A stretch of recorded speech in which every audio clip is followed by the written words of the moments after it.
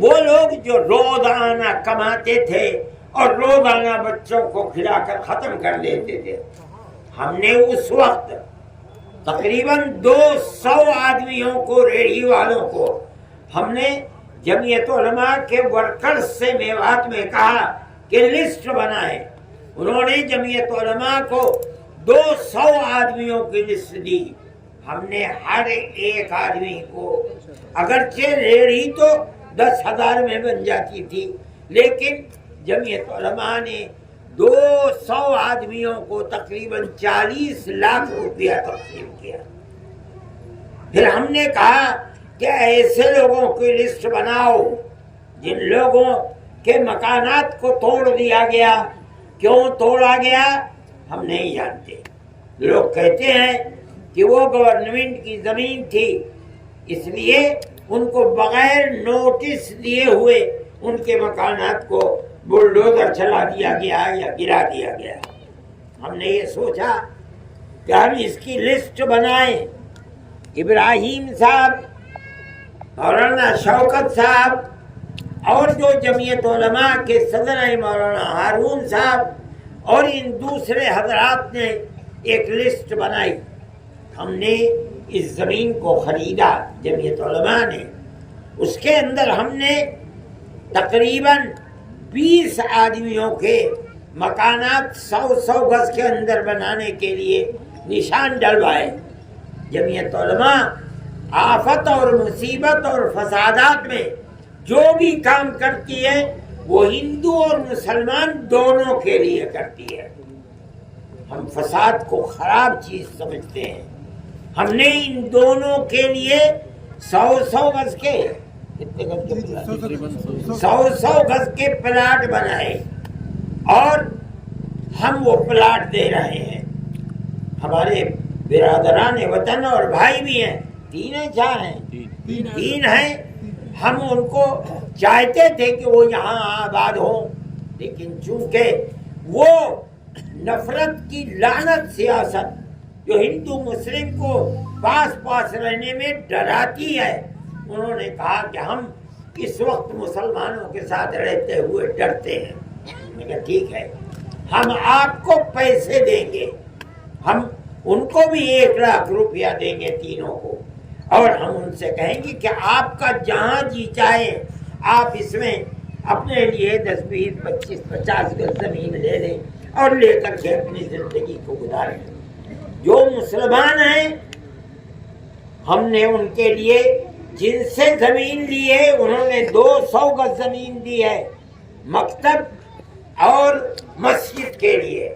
اب ان کی مسجد بھی بنائے گی جمعیت علماء، اللہ چاہے گا، اگر وہ لوگ یہاں آباد ہو جائیں گے۔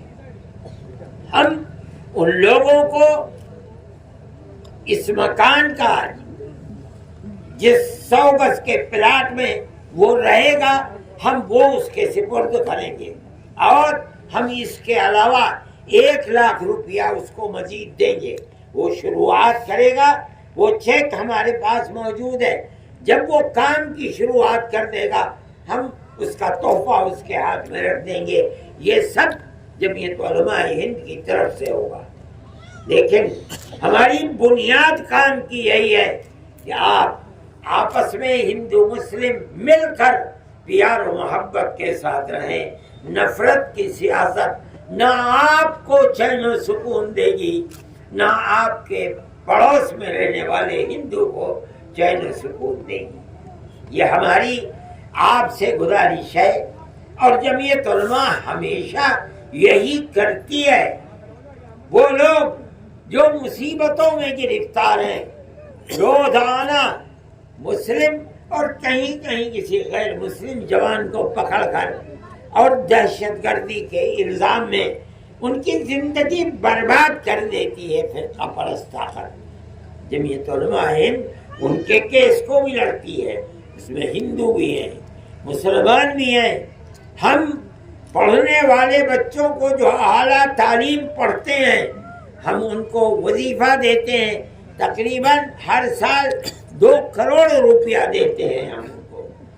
اس کے اندر مسلمان بچے بھی ہیں، ہندو بچے بھی ہیں، ان کو بھی دیتے ہیں۔ مصیبتیں آ جاتی ہیں، سیلاب آ جاتا ہے، ہم جو اس کے لیے کھانے پینے کے سامان کو لگاتے ہیں، کھلاتے ہیں، ایک ایک کیمپ میں 2700 آدمی، صبح کو 2700، شام کو 2700 بنگال کے اندر کھاتے تھے، کوئی قید نہیں تھی کتنے مسلمان کھا رہے ہیں، کتنے ہندو کھا رہے ہیں۔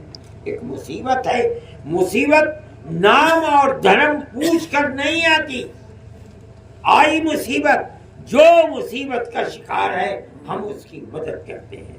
ہم آپ کے یہاں اسی لیے آئے ہیں، اور ہمارا بنیادی مقصد یہ ہے کہ ہم آپ کو یہ پیغام دے کر جائیں، پیار کا، محبت کا پیغام دے کر جائیں۔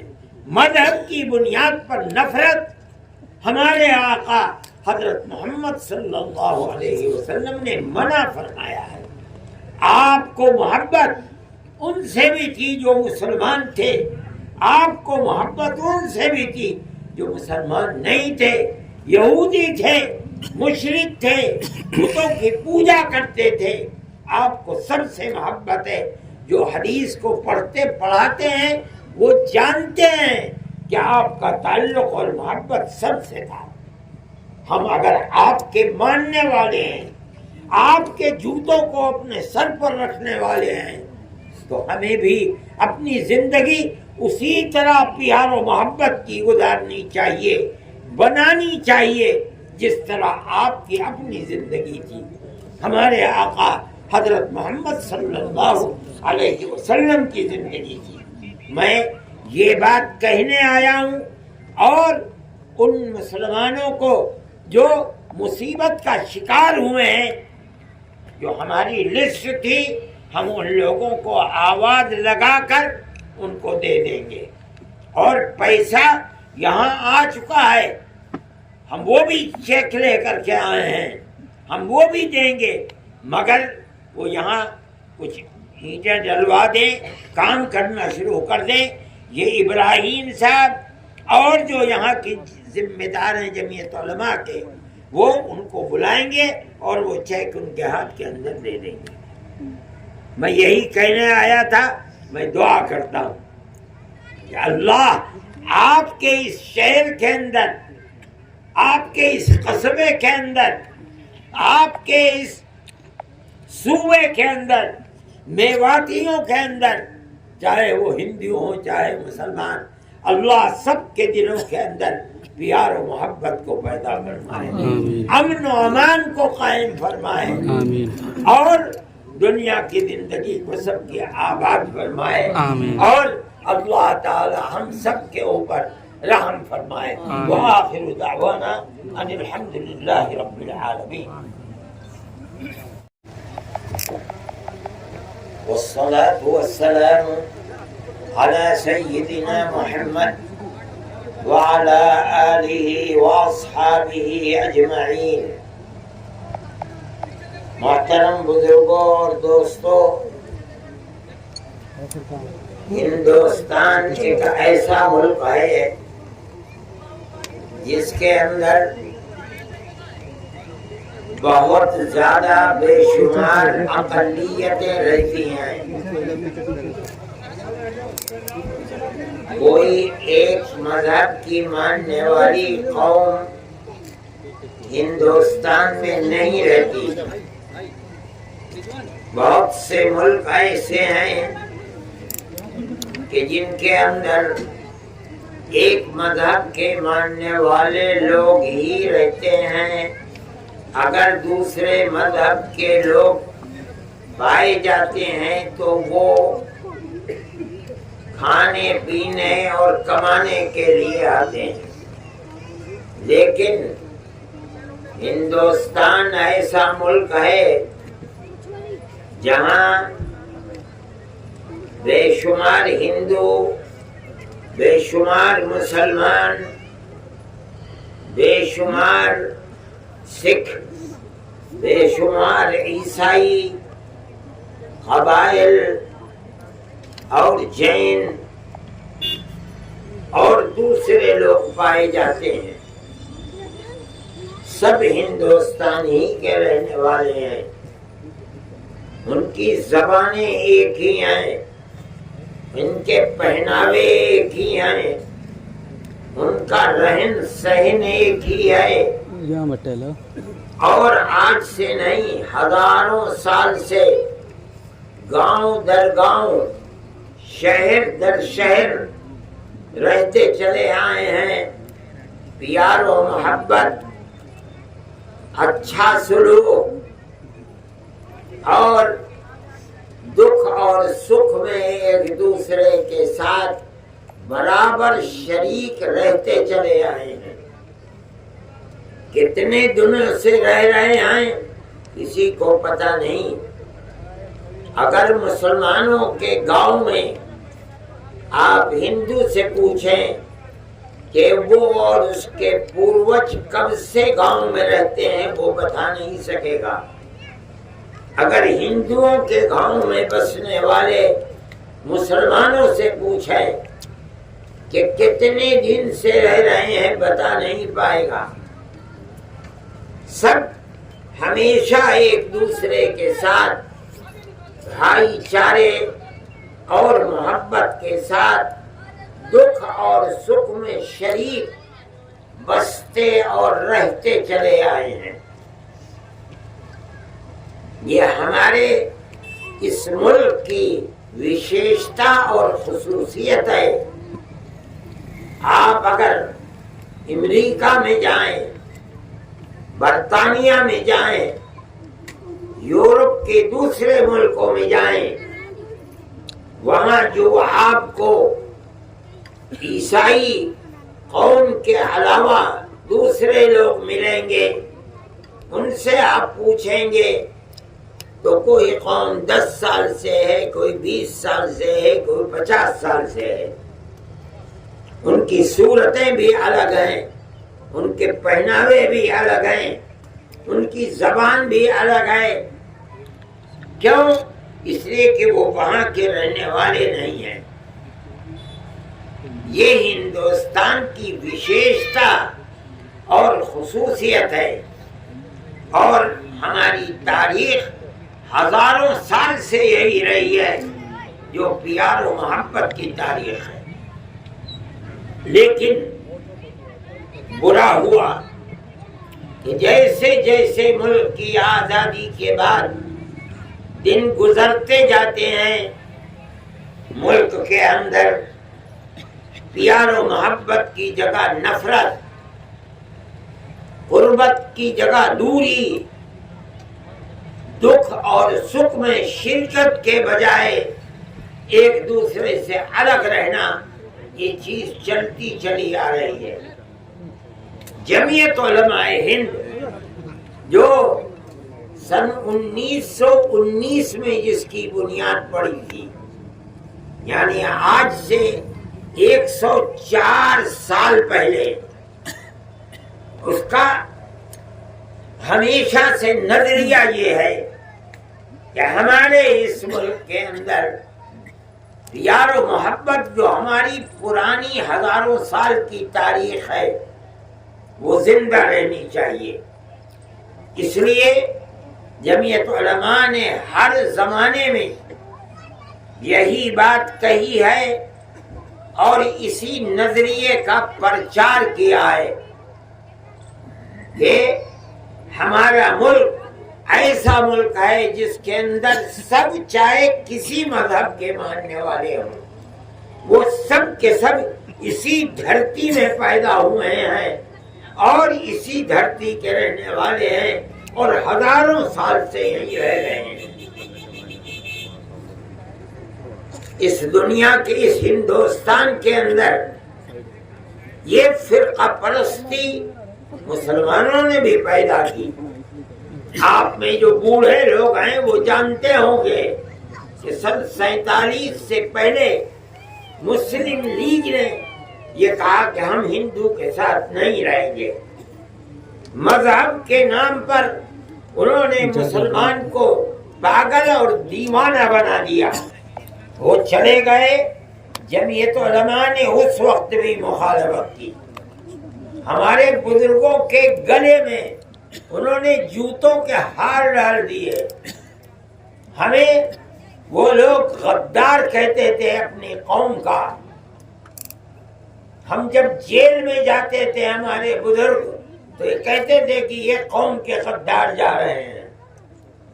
لیکن ہماری جو سوچ تھی کہ اس ملک میں پیار و محبت رہنی چاہیے، اگر یہ تاریخ ختم ہوگی تو ملک برباد ہو جائے گا. ہم اس سے ایک قدم ہمارے بزرگ پیچھے نہیں ہٹے. ہم آج بھی اسی نظریے کے اوپر ہیں.